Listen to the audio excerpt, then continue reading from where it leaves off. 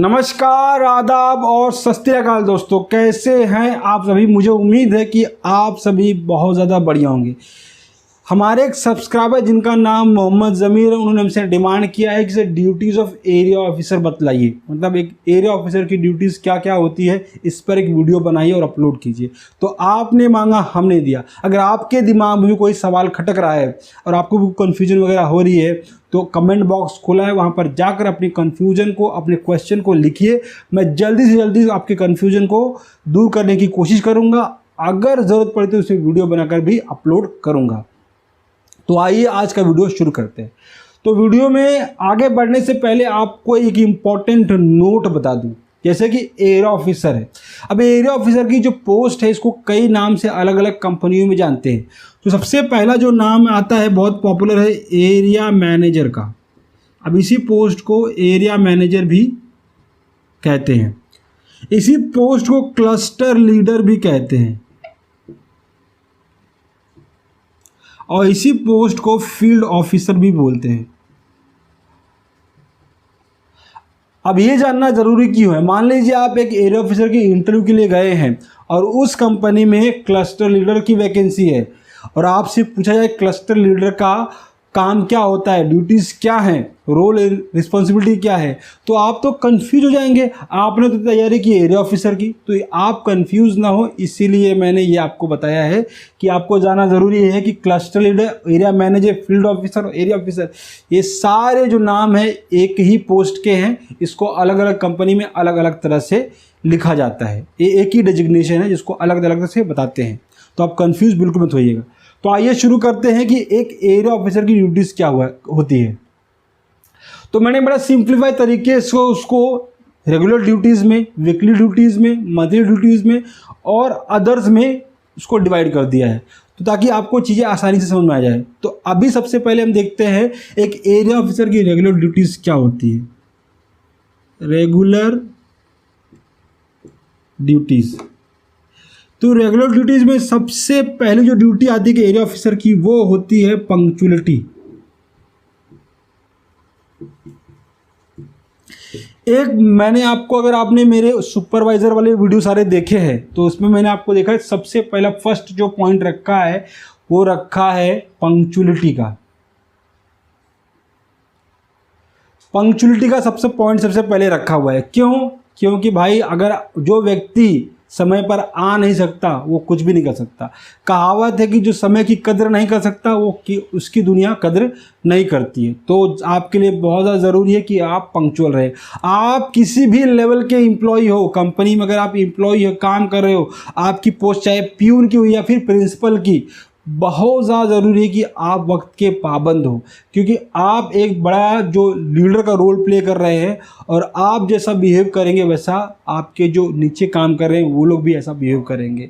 और एक चीज़ आपको बता दूं, जब आपका साल में अप्रेजल जाता है, ठीक है, जब आपके इंक्रीमेंट और प्रमोशन की बात होती है, तब ये छोटी छोटी चीज़ें दिख जाती है। पंक्चुअलिटी के अलावा आप कितने एब्सेंट रहते हो, कितने आप कितना प्रेजेंट रहते हो, इस चीज़ को भी देखा जाता है।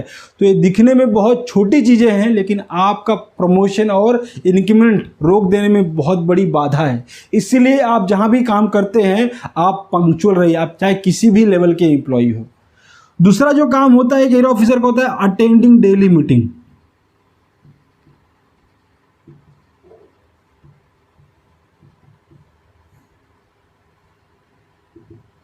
जैसे आपकी डेली ब्रीफिंग होती है वैसे हमारी डेली मीटिंग होती है।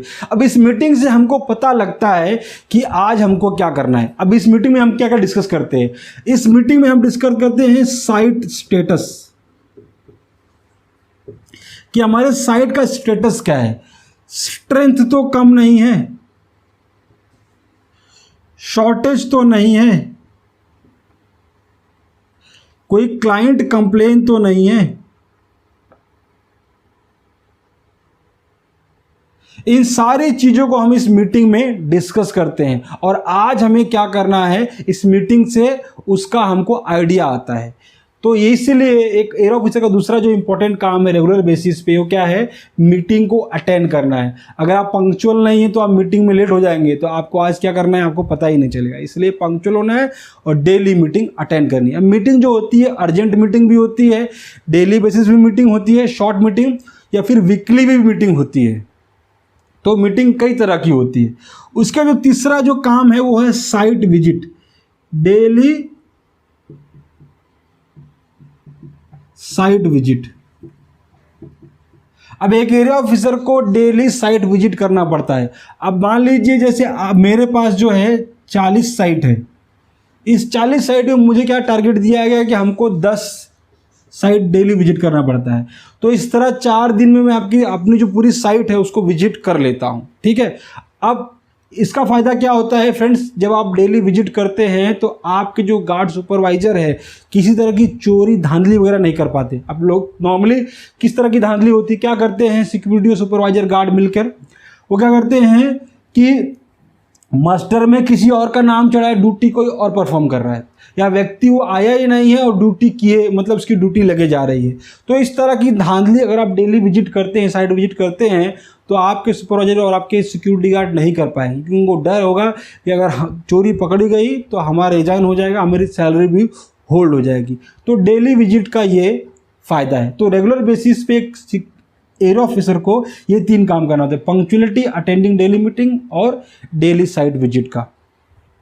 अब आइए देखते हैं कि वीकली बेसिस पे क्या क्या काम करना पड़ता है, मतलब हफ्ते में क्या क्या काम करना पड़ता है उसको। ये तो रेगुलर बेसिस पे काम हो गया, तो वीकली बेसिस पे देखते हैं क्या काम है। तो लिखते हैं यहाँ पर वीकली बेसिस।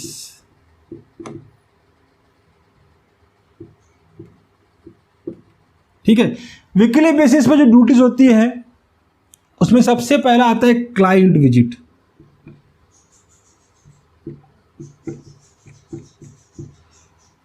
क्लाइंट से मिलना बहुत ज़्यादा ज़रूरी है। अब मान लीजिए जैसे कि मेरे पास 40 यूनिट है, कंपनी मुझे 40 यूनिट संभालने के दिया है, तो 40 क्लाइंट है मेरे पास। अब मुझे फॉर्मूला बनाना होगा, समीकरण बनाना होगा कि कैसे मैं 1 महीने में फिर 2 महीने में सारे क्लाइंट्स को कवर कर लूँ। ठीक है, अब एक दिन में क्या हो 4-5 क्लाइंट से मिलूंगा, ठीक है, तो वीकली इस तरह में 4-5 20, 1 महीने में 20 क्लाइंट से मिल जाऊंगा, तो 2 महीने में मैं पूरे जितने मेरी साइट पे क्लाइंट हैं सबसे मिल पाऊंगा।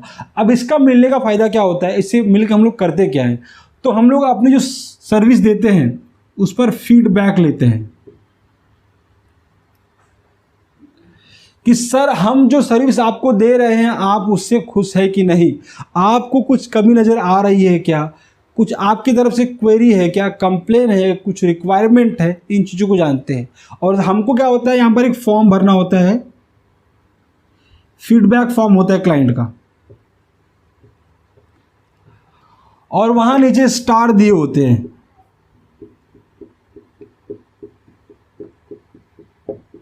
तो 5 स्टार का मतलब हमारी जो सर्विस है एक्सेलेंट है,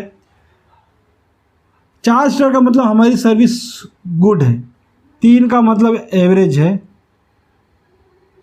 और 2 और 1 का मतलब फिर बहुत ही ज़्यादा गड़बड़ चल रहा है साइट पे। तो ये इस तरह से हमको क्लाइंट से फीडबैक मिलता है और हमको समझ में आता है कि हमारी सर्विस में कमी है या फिर क्लाइंट हमसे खुश है। वैसे तो हमारी कोशिश हमेशा रहती है कि क्लाइंट से कोई कंप्लेन वगैरह नहीं आए, क्लाइंट हमेशा खुश रहे, लेकिन ये जो फीडबैक फॉर्म है इससे हमको समझ में आता है कि क्लाइंट कितना हमारे सर्विस से खुश है या फिर ना खुश है, सेटिस्फाइड है या नहीं है। तो इसलिए क्लाइंट विजिट करना बहुत ज़्यादा ज़रूरी है। इसके बाद जो आता है एक वीकली बेसिस पे आपकी साइट जितनी भी है ट्रेनिंग करना बहुत ज़्यादा ज़रूरी है। अब आप खुद भी ट्रेनिंग ले सकते हैं या फिर कंपनी में ट्रेनिंग मैनेजर भी होते हैं। तो वीकली ट्रेनिंग अपने साइट पे अपने गार्ड की करवाना और खुद करना ये भी आपकी ड्यूटीज़ है। आपको अरेंज करना पड़ सकता है। अब क्या होता है एक कंपनी में 2-3 ट्रेनिंग मैनेजर होते हैं, पर्टिकुलर एरिया के लिए कोई एक जो ट्रेनिंग मैनेजर होता है असाइन होता है। तो आपके जो मैनेजर हैं वहाँ पर ट्रेनिंग मैनेजर, उनसे आपका टाइम लेके अपनी साइट के लिए आपको ट्रेनिंग करवाना बहुत ज़्यादा ज़रूरी है। और तीसरा जो बहुत इंपॉर्टेंट काम है बिजनेस लीड।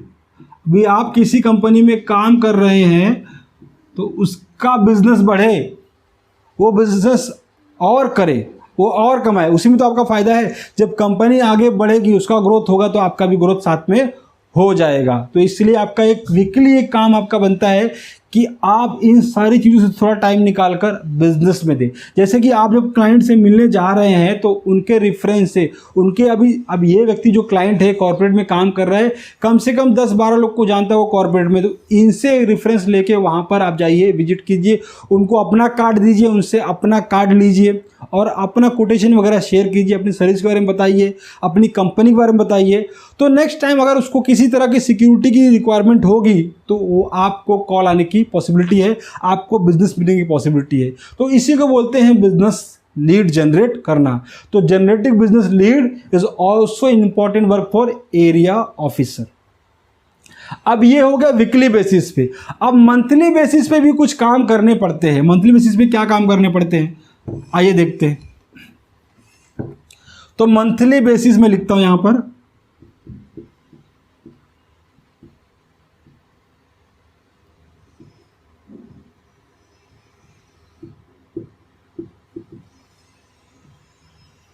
अब मंथली बेसिस पर एक एरिया ऑफिसर का काम होता है क्या, अटेंडेंस शीट को कलेक्ट करना, क्योंकि बिलिंग करना है ना।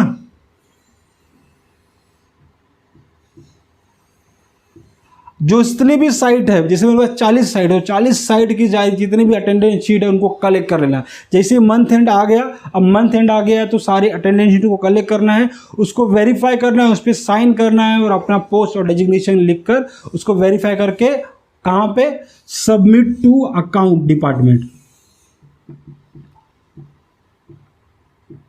आपके जो कंपनी का अकाउंट डिपार्टमेंट है उसको सबमिट करना है और उसको प्रोसेस में भेज देना है बिलिंग के लिए।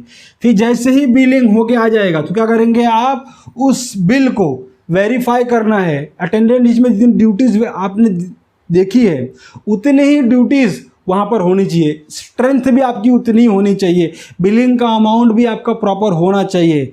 ठीक है, ये सारी चीज़ें वेरीफाई करने के बाद क्या करेंगे, distribution of bill. Distribution of, आपको फिर ये सारे बिल डिस्ट्रीब्यूट कर देने का। बिल डिस्ट्रीब्यूट किया तो एज पर क्रेडिट क्या होता है, किसी किसी क्लाइंट को 30 डेज, किसी को 45 डेज और किसी को 60 डेज का क्रेडिट दिया जाता है। तो इस क्रेडिट के आधार पर क्या करना है, आपको पेमेंट का फॉलोअप लेना है।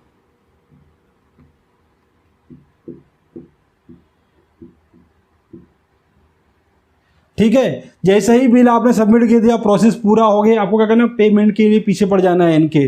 ठीक है, लेकिन ये पोलाइटनेस होना चाहिए। ऐसा क्लाइंट को कभी नहीं लगना चाहिए कि ये बहुत ज़्यादा तंग कर रहा है पेमेंट के लिए। ठीक है, तो ये कैसे होगा, आप जब अच्छा एक विजिट देते रहेंगे, अपने क्लाइंट से प्रॉपर मिलते रहेंगे, एक अच्छा रिलेशन बनाएंगे, तब आपका कॉल पेमेंट के लिए और किसी काम के लिए होगा, क्लाइंट आपको कभी ना नहीं बोलेगा। इसलिए क्लाइंट विजिट बहुत ज़्यादा इंपॉर्टेंट है, क्योंकि आपका ये काम अटकेगा नहीं। तो पेमेंट फॉलोअप पर आपको प्रॉपरली आपको फीडबैक मिल जाएगा कि आपके पेमेंट का ये स्टेटस है।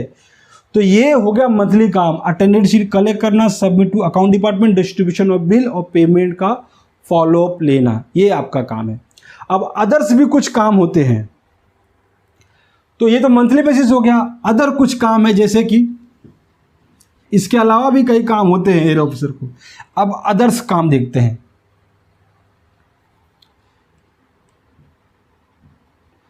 अदर ड्यूटीज,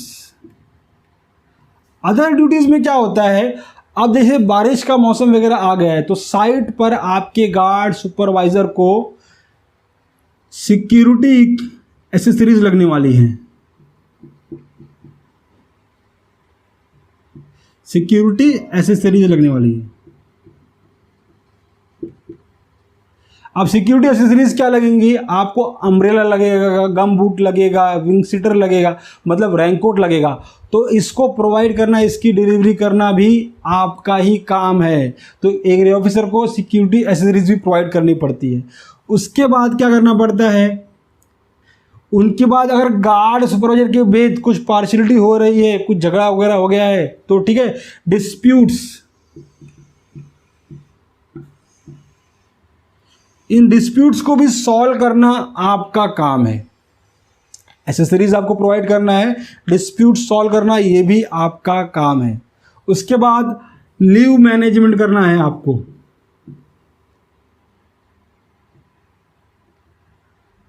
अब देखिए स्टेट के हिसाब से, अब हमारे यहाँ महाराष्ट्र में क्या होता है फ्रेंड्स कि गणपति हमारे यहाँ बहुत बड़ा उत्सव है। जैसे कलकत्ता में दुर्गा पूजा एक बहुत बड़ा उत्सव है, वैसे ही यहाँ पर गणपति बहुत बड़ा उत्सव है। तो यहाँ पे मेजली जो मेजोरिटी यहाँ महाराष्ट्रियन है, तो ये महाराष्ट्रन गणपति में गाँव जाते हैं। इस समय जो होता है मैन पावर लैप है तो बहुत शॉर्ट पड़ जाता है, तो इस लीव मैनेजमेंट करना ये टाइम पे बहुत होता है। उसके बाद फिर जब जनवरी फरवरी में तो उत्तर प्रदेश में जितने लोग रहने वाले लोग हैं, बिहार के रहने वाले लोग, ये लोग भागने लगते हैं गांव।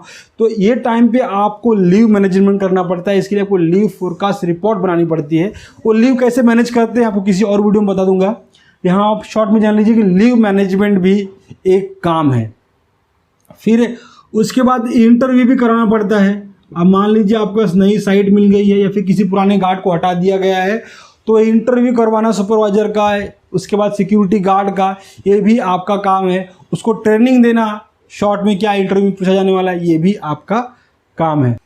इसका जो आखिरी काम आता है, आपको 24 आवर्स एट योर सर्विस रहना है। अदर जॉब में आप फ्रेंड्स देखेंगे तो आपकी 8 घंटे की शिफ्ट पूरी हुई, 9 घंटे की शिफ्ट पूरी हुई, 10 घंटे की शिफ्ट पूरी, 12 घंटे की शिफ्ट पूरी हुई, आपका काम खत्म। लेकिन एरिया ऑफिसर का काम होता है 24 आवर्स रहता है। उसको रात में भी कॉल आ सकता है, उसको रात में भी साइट पे विजिट करना पड़ सकता है अगर इमरजेंसी वगैरह आ गई तो 24 आवर्स एट योर सर्विस रहना पड़ता है। कंपनी की सेवा में 24 घंटे लगे रहना पड़ता है आपको, ठीक है। आप भले घर पे हो लेकिन घर पे रहकर भी आपको ऑफिस का काम करना पड़ सकता है। तो ये सारे जो काम है एरिया ऑफिसर के काम है, जो मंथली बेसिस पे, डेली बेसिस पे, रेगुलर बेसिस पे और अदर ड्यूटीज जो मैं आपको बता दे रहा हूँ, तो ये सब एरिया ऑफिसर के काम है। तो अगर आप इंटरव्यू में पूछते हैं तो आप इनमें से 10-12 पॉइंट बता दीजिए, काफ़ी है, आपका सिलेक्शन हो जाएगा। तो जमीर जी को थैंक यू कहते हुए इस वीडियो का अंत करेंगे, वीडियो को यहीं पे विराम देंगे।